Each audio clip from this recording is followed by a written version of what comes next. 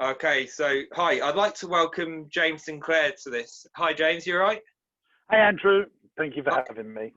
Yeah, no, I've been following your channel, and obviously I was originally quite skeptical. As I got to watch more and more of it, I started to enjoy it and see you actually look at your business, and it's really interesting. And I thought I reached out to you on one of your videos and said, "Oh, I'd love to interview you," and you kindly accepted. So thanks for accepting my invite. Why was you skeptical of me? Uh, Probably because of past associations, which I kind of like sort of spoke to you about before, that you've kind of I think some of them you've kind of realized, and just kind of probably stuff I was going through, to be honest, with the Yeah, obviously the whole, the without bringing out too much about with everything that went wrong. It just kind of like made me kind of skeptical of the whole industry for a while, and I think I probably did unfairly take that out on you at times, if that no, that's makes. I fine. do apologise for that. Yeah, I mean, in terms of when you say industry, as people helping like trade, the training, education, business training, property training industry.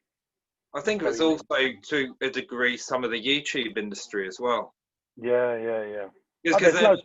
There is a ton of um, fakers and um, non-ethical people out there in all industries, but there's also, I think, good people in all industries, whether it be anything that that that can help people. But you just got to go and seek them out. And frankly, I think a lot of the time is people are lured into get rich quick schemes, um, and I just don't believe that they exist. So yeah, I always tell people it takes 10 years at least to build wealth, and that's if you're going at Usain Bolt speed, 10 years. Anyone that thinks they can muscle up stuff in any shorter period of time than that, I think is lying. yeah. Well, it did lead me. My skepticism did lead me to actually look at you on Company's House, and it was quite impressive, the business that you've built. And I've kind of become intrigued in following how you're coping with obviously the COVID-19 changes and stuff, and you're documenting that quite publicly. So I do commend you. You've had a massive children's play business, soft play area. And obviously Yeah. within COVID times, obviously that's been completely blown apart, understandably, with it. And you've kind of tried to focus it onto farm foods to keep it going until you can reopen again. Yeah. That So our ecosystem of business, we are the biggest chain of indoor play centres in the United Kingdom at the moment. We own a couple of outdoor visitor attractions, well, Marsh Farm, Fault Fun, and I also own a chain of day nurseries. The day nurseries have done very well this year. In fact, we've opened two more, one in Cambridge and one in Ipswich. But our indoor play businesses and our outdoor leisure attractions, although when they're allowed to trade, have done really well, albeit with the government guidelines at hugely reduced capacities.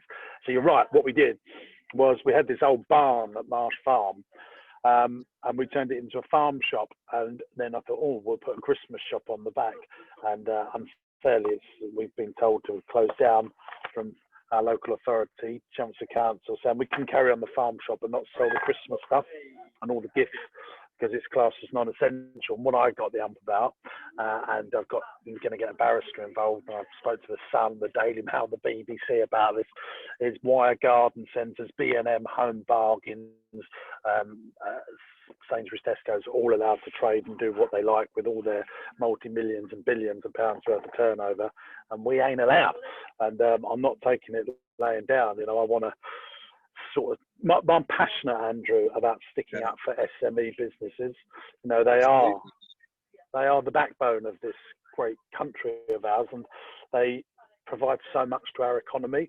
And going forward, once this vaccine and all the good news we're all seeing at the moment, it's going to be those guys that contribute the taxes to get us out of this and get us back onto a level playing field. And I think they're being victimised by rush through legislation from our government, and not thinking things through. But I also get the government have got a really hard job, and on the whole, I think they're doing a good job. But there we go. I'll get off my soapbox, because you're meant to be. No, I completely agree with you, because obviously we're looking at highly on the NHS resources, and that's why we're having all the lockdowns to protect the NHS. But at the same time, we're starving the funding of the NHS, because it is obviously taxpayer based, and I don't know even how they can justify not stopping Tesco's from selling non-essentials, but stopping that's all my. If it was a level playing field, Andrew, I couldn't give a monkeys. That's what's what I've got the ump about. It's not a level playing field. No, but you're going to keep battling through it, and obviously you have taken steps to best protect yourself that you have, and you seem your videos like overall optimistic in the long term. No, I have to say though, the last week I have lost my mojo a little bit, but I've got plenty of courage. And have you considered a petition to Parliament? Well, I'm speaking to a minister at the moment. An actual petition as well, just to because we'll get behind that and see who will share that. If you do a petition to Parliament, if it gets so many signatures, it has to be debated. Yeah, well, it is being debated all the time. I mean, yes, that's a great.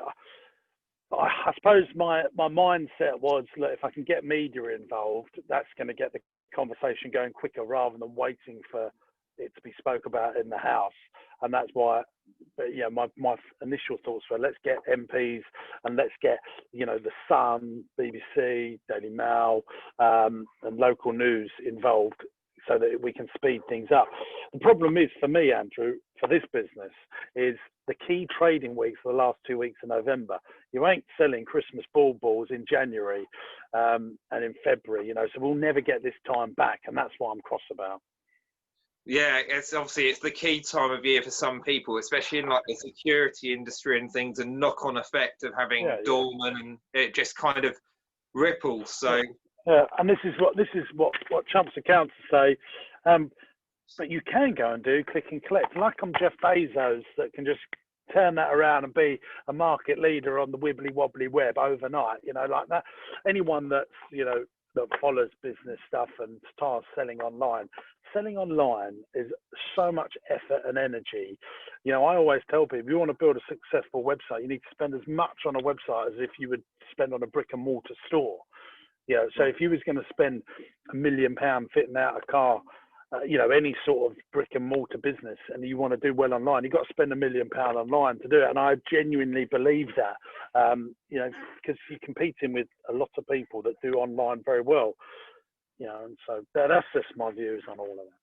No, I completely agree with you on those views, and I think they need to stand up and listen. So hopefully people will get behind that, and obviously start making more of a noise about things like that, because we do have a fine line between caution and smothering. And when you smother business, like you say, you cut off the country's lifeline on a tax company. Yeah. And I tell you now, Andrew, I'm so sure on this. If we lose people's livelihoods, if people don't have money, if they think, I won't put the heating on because I want to save a bit of money, or, I won't go and buy that paracetamol, or I won't, buy nice clothes or buy healthy food to make sure, because people question things if their jobs are going and stuff like that. That is going to affect health way more than coronavirus on a wholesale scale if we don't get people's livelihoods protected. Yeah, definitely. I completely agree with you on that one. So yeah, let's not destroy the country. Let's protect the country and protect the business and keep the country running. So yeah, I wish you best of luck. Be COVID safe at the same time. And all I see, in my opinion, is everyone on the whole following the rules, respecting the rules, trying to be safe.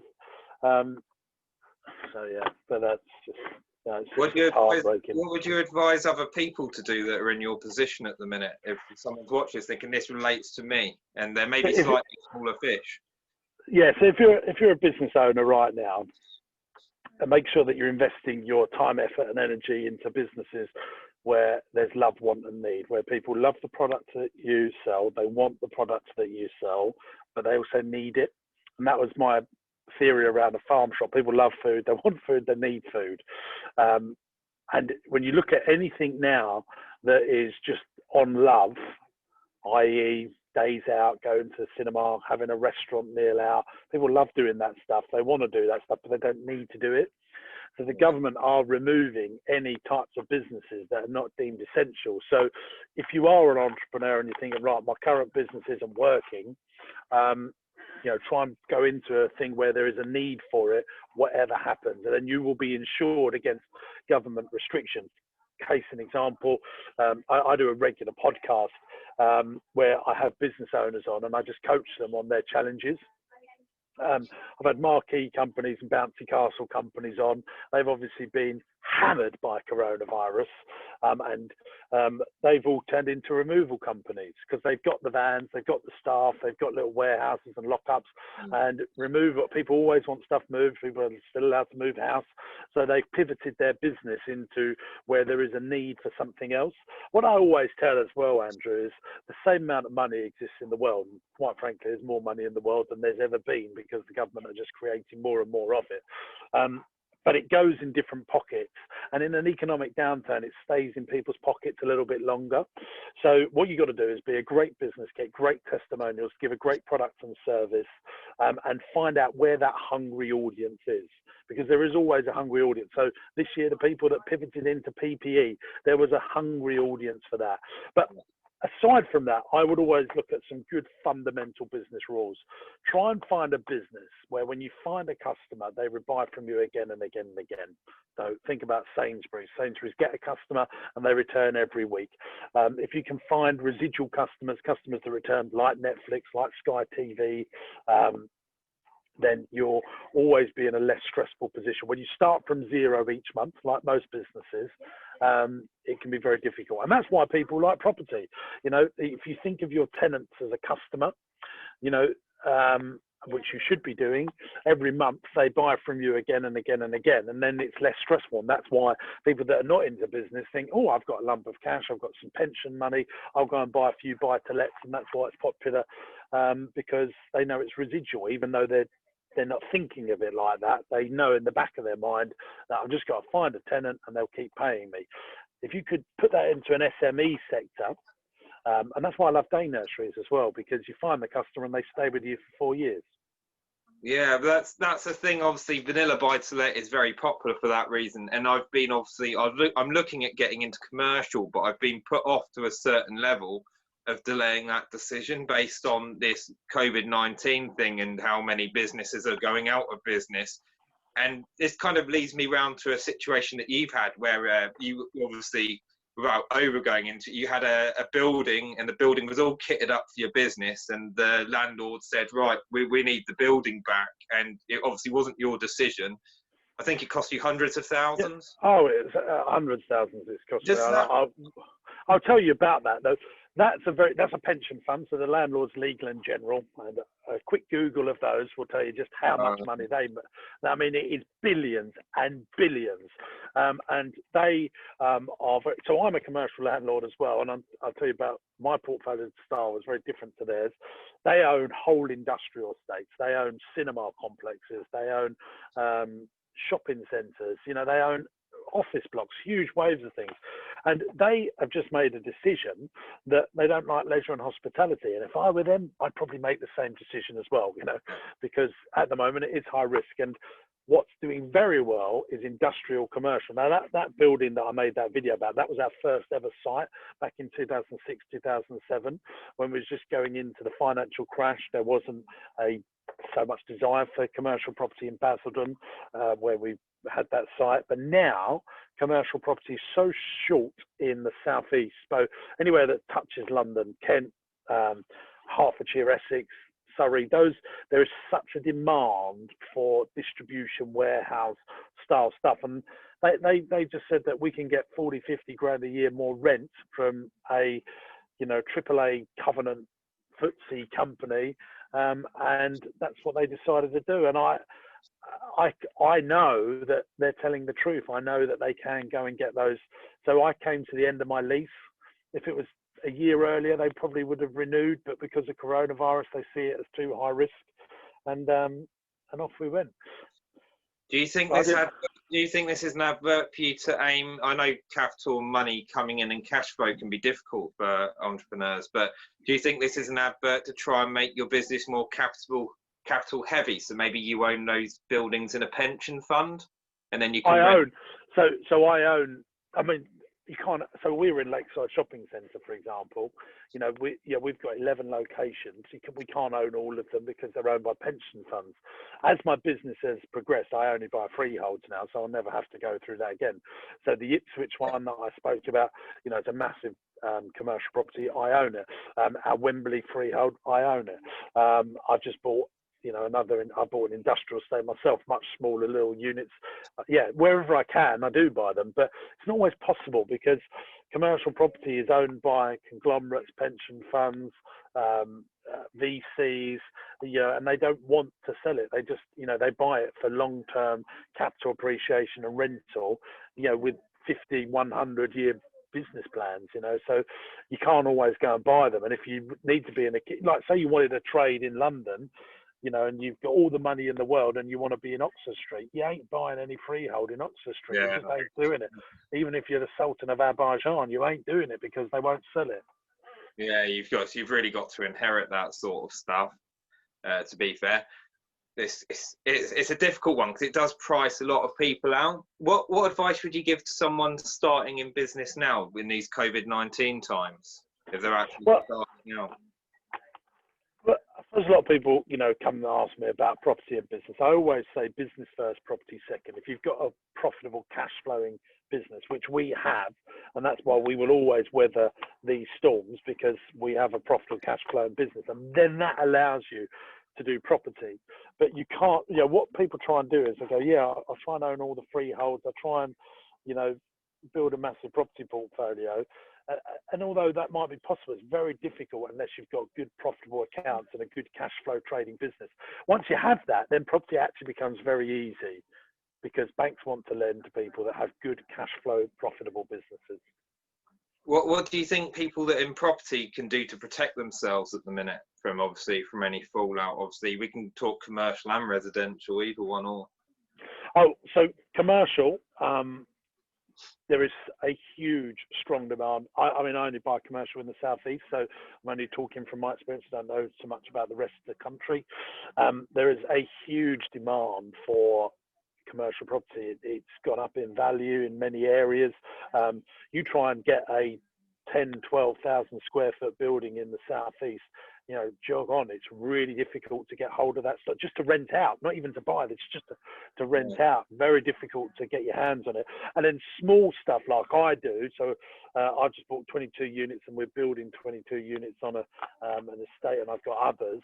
They're just tiny little easy in, easy out, 2,000 square foot, up to 3,000 square foot buildings. But that stuff is like gold dust around the southeast, where people might be a shop fitter and they want a little unit. People that have got eBay businesses that, you know, turn in £500,000, £1 million a year, and they want a little warehouse to get in and out of that stuff. I've got carpet fitters as a tenant. I've got someone that sells watches to TK Maxx that's a tenant. You know, and they're always as good as gold. Good yields on those businesses. But here's the thing. What I always tell people that want to get into commercial property, if you've not got deep pockets, make sure you buy D-rated buildings. What does that mean? So, well, you pay business rates, which is like council John tax. Howard said this, yeah. Yeah, so I always buy commercial property unless I'm the tenant of it. So I have got some big sheds, if you like, but I am running my business from it. But if I'm renting anything out to anyone, I make sure that they're D-rated, so that if the tenant goes bust, I haven't got to pick up the business rates bill. So they've got to have a rateable value under. Or if it's just empty, because the tenant might just want to move or give up. Yeah, all of that. Yeah. So if you've got anything that has a rateable value, so a council tax value, if you like, over £15,000, you then, as a landlord, are liable for the rates. So all of my stuff, I buy lots of it, but that's under the 15,000 rateable value per unit, and then I don't have to pay the rates if they're not in there. Yeah, no, that's a brilliant tip. Yeah, John Howard gave a similar tip, and obviously he's quite big into commercial. He's a developer as well. Yeah. So, yeah. Yeah, I mean, if I was a pension fund and, you know, I had billions and billions, I probably would go for the bigger stuff and think, you know, as a whole, but, you know, you can be taken out because, let me give you some examples. So that Basildon site, you know, the one that we've closed down, the rateable value on that is £90,000. So then the amount payable to the local council is about 50% of the rateable value, £45,000. If you're the landlord and you've got it empty and you haven't got a tenant in there, you start picking it up. Now, there is other rateable values where you can have rateable values of £500,000. For example, if you're a shopping centre and you lose Debenhams, for example, that could have a rateable value of £1 million, right? So the Debenhams go bust, then you're the landlord, you've now got to cough up £500,000 with no rent coming in and no tent to the local authority. And that's how big business rates can get. I know that some IKEA stores have a rateable value of £12 million a year. So their rates payable on a single IKEA store is £6 million. It's eye-watering sums. So no, that's definitely true. I've met people that have back in the day, they used to did work in business in London, and they used to let properties to many businesses, and Woolworths was one of them. And they lent a property to Woolworths, and it was a blotch on their CV forever. Everyone already heard of it, so they never really worked in the industry again of letting it out. So it can affect people. But how about the farm shop? How do you feel that's going then? Is it busy, positive about that? So we're filming a documentary at the moment called the £1 Million Pandemic Business Challenge, where we wanted to build £1 million business turnover in 12 months from scratch, and we would have done it, but I'm not sure now because we've lost, you know, our key trading month because of lockdown too. But we'll do well. We've done some serious revenues. It's good. Food retail's hard, very low margins, but when you mix it in as a blended margin with some gifting items, Christmas trees, pumpkins that have a higher margin, we should be able to get to a 40% blended margin. But food is so tough, guys. You know, anyone, you know, thinks that supermarkets work on such sliver of margin but rely on volume of sales, but we're a little independent experience-based business, so we're a bit more expensive, but you know you're coming shopping in a big top, you know, and it's part of an experience, you know, so it's difficult, but you know, we will get it to. Definitely in year 2, it'll be £1 million. There's massive overheads, isn't there? There's just this stuff from like the chillers. The chillers have to be on all the time. The expiry. The way I worked in retail, I've seen the waste, and it also impacts on the suppliers because some of the bigger chains have been known to withhold payment of money from the people, and they don't pay them on time. So it's like you say, it's just the whole industry's really difficult. Yeah. Food is really, people want it and they'll always buy it. So who did you work for? I worked for Tesco's, believe it or not, and I had shares in them that went to the first, because there's quite public knowledge. Tesco's overinflated their share price by withholding payment from suppliers. That was on a panorama, wasn't it? Wow. So my shares were doing really well because I worked for them, and I put all my wages from the age of 16 to about 20 just into shares. And I just kept chucking, and then when I pulled that money out, it didn't make about, I can't remember what it made. It made enough, and then I got a deposit on a house. To be fair, I got the deposit way later in about 2012, and I bought a house. I think I bought a house for 103, spent about 10k on it, and it wasn't even intended to be a rental property, and that's now gone up to 170k. So what I did is I remortgaged the first property and got a second property, remortgaged the first and second property and got a third and fourth property, and now I'm leveraged up to my eyeballs. But and I've bought a fifth residential, so I'm kind of, which is half mine, half my girlfriend's. So I kind of like understand what, you know, how you're feeling when you kind of max yourself up, don't you? And it's kind of well, that's the sad thing about this year for so many businesses. I have no problem in borrowing money to grow your business, invest in the country, because, you know, if every business owner invests, you know, a couple of £100,000 into their business, they invariably employ more people, then people pay for other things, and it all sloshes around in the economy, and I believe in that. What's heartbreaking for so many SME businesses when they borrow money just to keep things going because they're not allowed to trade. And so many have done that this year. It's just, like, for example, I don't know, if you're hairdresser in November. I mean, it's just bloody heartbreaking, isn't it? They've got all these rents and stuff on this. The landlord still wants their rent, and they're not allowed to trade, and everyone wants their haircut. I mean, you never ever in your life would think of such a balmy set of situations. So they have got to find money from elsewhere that they could have invested in the kind, just to keep their, the things going when they're not allowed to trade, and that breaks my heart for so many businesses. Some of them have shot themselves in the foot, because some people have gone for years taking cash, haven't they? And they've obviously put the minimum through the books, and then the furlough come out, and they're like, oops. But well, there's those. I haven't had a single grant because it's probably when you pay, if you're over 50,000, you don't get anything. But yeah, it is what it is. No, well, I feel this has been really insightful. Obviously, if you're ever looking for any charity pots for your business, we've got a registered charity. So obviously, you can let me know if you ever consider charity pots at your business. But I don't know what rules and regs you have to go through. Well, we have our own charity, so. Oh dear, I want to probably get presidents then. yeah, but we use the money we raise to help other charities. It's called Magic Makers. That's what we do as well. So yeah, it's like a charity for charities. We don't do we do grants to other charities. We because we're a family entertainment business, and we got Danish, all the money we raise, and I pay for the salaries of the people to run the charity. So 100% of what's raised goes to kids that have had tough times. So we like a Make-A-Wish, but we support the whole family. So I'm very passionate about. So all of our spare capacity in terms of cash goes into that. So that's the thing. We don't do a wage either for anyone. We just kind of do the work voluntarily, which I wish we could employ people out of our own money. Do you know what I mean? But it's not at stage yet. But yeah, no, that's brilliant that you're doing that charity, the sort of maker. And I've seen them make. I was doing some work at a. You'd probably like this place because you've got kids. It's called Lapland one year, and it's Lapland. It's in England. It's in. Lapland, UK. Yeah.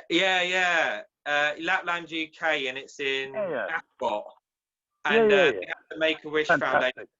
They brought all the children there, but it's like it costs a fortune. I think it's definitely worth it though for any parent, because the child walks in and Santa already knows who he goes to school, who he or she goes to. We do that. Yeah, that's what we do. It's just it's brilliant. They're a competitor of ours. We have one of our main businesses called the Father Christmas Experience. So I don't want to give them too much airtime. Do you have car parking there? Do you have car parking services there, or? So my friend did the car parking. He ran a business directing all the cars in. So it's a marsh farm. We have up to 4,000 people a day coming here. So we have a very we're not as dear as Lapland UK, but we are pretty expensive. But it's a fantastic experience. It's an immersive 2.5-hour visit to see Father Christmas, and and that's how our teddy bear business started, because all the children get to make a teddy bear when they go to see Father Christmas, and that's how we started Teddy Tasting. It seems like you're doing some really good for the world there, definitely. So no, well, thanks for agreeing to come on and be interviewed, and I've really felt this went well, and I've really learned from you. So thanks, Andrew, and good luck with your property journey. Yeah, well, I'll stick to it. It's going to be a long-term one for me. I don't think I'll scale to the size you've got, but it's brilliant you're doing so well. And what did you do? Do you have a job or a business, or do you? I kind of invoice my time when I get short of cash, so I do security work now. So basically, I'll just go around sort of guard stuff, if that makes sense, like unarmed guard sort of thing, and just invoice my time and take off the mileage to top it up. But yeah, I mean, my property brings in the bulk of my income, so it's kind of it's all in my own name. It's not worth me doing an awful lot, if that makes sense. I bought it before the tax changes, except for 2, which I bought after the tax changes, which I just really didn't bring it in a limited company, if that makes sense. Yeah. So my tax bracket's quite tied up at the minute. So if you earn more, you just end up paying most of it in tax. That's how you feel, is it? yeah, so I'm doing a lot of tax write-offs at the minute. But what I'm going to try and do is I'm going to try and buy some more in the future in a limited company. Why don't you just set up a trading business? It's maybe something we could talk about. I'm not too. My accountant suggested a limited company because they said I could take the money in dividends. Yeah, there you go. Yeah. Well, maybe that's a conversation for another day. But oh yeah, the trading business. Yeah, so I could do a trading business. What, you mean run a shop from it or something like that, or? Well, anything. You just have a trading business. So yeah, that if you make profits, you just keep the profits in the company until you extract it in the future. Yeah, that could be a conversation for another day, definitely. No, thanks for that bit of advice. So, no. Okay, Andrew. Cheers, James. Talking to. Thank you for having me. No, that's fine. I hope to visit your farm shop one day as well. So that'll be Where do you live? Bristol. Oh, right. Well, it's a bit far to come. Yeah, well, I'd come to visit one day. I'll probably do something on Way or something and pop down and visit it in better times when, when we're out of this madness. Yeah. Well, good friends of mine. Do you ever go to Western Supermare? I have been there a couple of times. The man that owns, or the family that own the pier there, are really good friends of mine. So if you ever go there, support them. That would be like supporting. I just love them. They're just such a lovely family. So yeah, I definitely will do. I'll check that out too. Okay, really appreciate it, James. Cheers. Thank you. Thanks. Bye.